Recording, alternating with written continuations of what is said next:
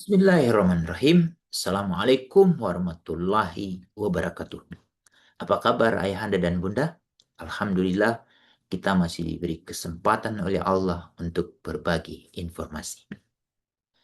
Insya Allah hari ini kita akan menyampaikan topik yang menarik untuk kita dengar. Pernahkah kita bertanya sejauh apa hukum memandang seorang anak? Apakah hukum melihat mereka sebagai individu yang utuh dengan hak dan perasaan, atau hanya sebagai statistik dalam berita kriminal? Kini, Indonesia memiliki Kitab Undang-Undang Hukum Pidana baru, Undang-Undang Nomor 1 Tahun 2023. Sebuah tonggak sejarah yang menggantikan warisan kolonial Belanda.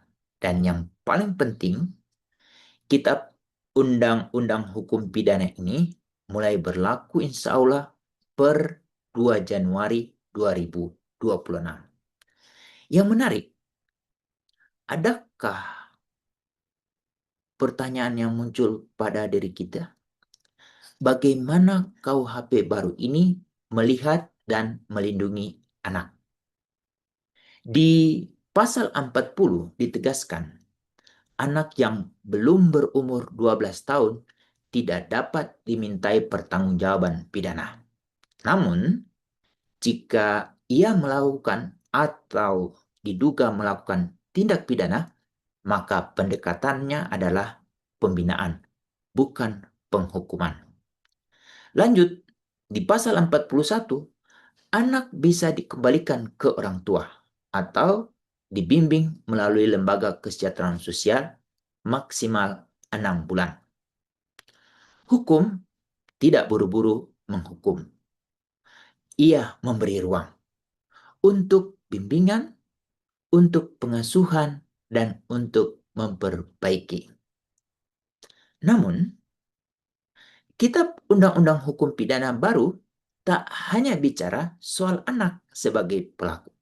Ia juga mencatat perlindungan terhadap anak sebagai korban. Contohnya, di pasal 470. Barang siapa melakukan kekerasan seksual terhadap anak, diancam pidana berat.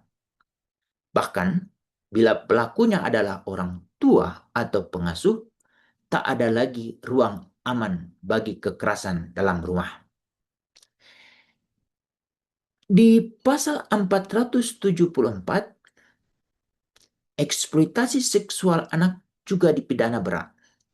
Bentuk-bentuk eksploitasi seperti pelacuran anak, pornografi anak, hingga pemaksaan seksual terhadap anak dilindungi secara tegas.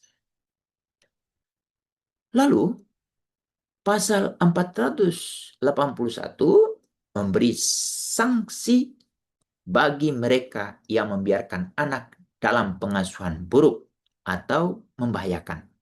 Tidak hanya pelaku langsung, tetapi juga mereka yang memilih untuk diam. Karena kadang yang menyakiti anak bukan hanya tangan yang memukul, tapi juga mulut yang diam dan hati yang pura-pura tak tahu. KUHP baru ini belum sempurna, tapi satu hal jelas, anak bukan sekedar korban kecil atau pelaku mudah. Mereka manusia, punya martabat dan hukum. Akhirnya, mulai bicara lebih jujur tentang itu. Pertanyaan sekarang, apakah kita juga siap menjadi bagian dari perlindungan itu? Saya Hamid Patilima, dan ini adalah catatan kecil tentang anak dan hukum. Jika kamu peduli, jangan hanya tonton, bagikan, bicarakan, dan mulai ubah cara kita melihat anak-anak di sekitar kita.